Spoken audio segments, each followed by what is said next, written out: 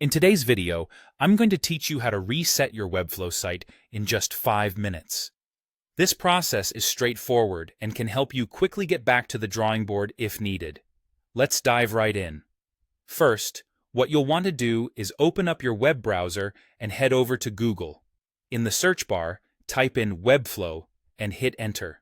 Look for their official website link, and once you've found it, click on it. You'll see options to either log in or sign up if you haven't already. Select the option that fits your current status with Webflow and follow their prompts to enter your credentials or create a new account if you're signing up for the first time. Once you've successfully logged in, you'll be taken to your Webflow workspace.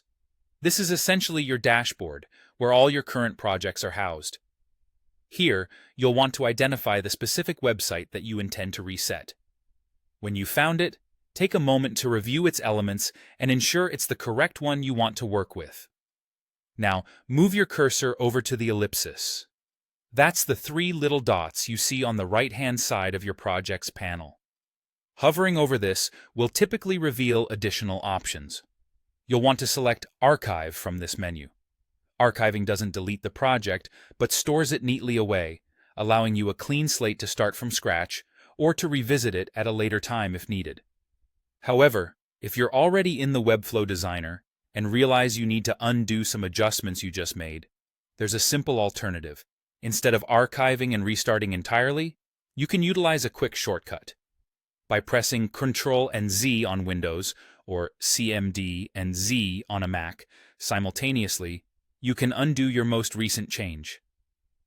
If you find that you need to go back a bit further, repeat this command as it can reverse multiple applied actions, allowing you to remove changes incrementally until you reach the desired state.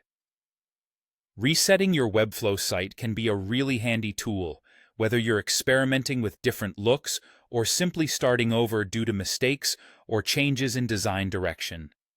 It's user-friendly aspects like these that make Webflow an accessible platform for both seasoned designers and beginners alike. So, go ahead, give it a try, and see how seamless the process can be.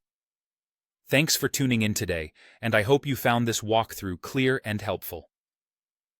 Don't forget to like and subscribe for more step-by-step guides on Webflow and other design tools. Happy designing, and see you in the next video.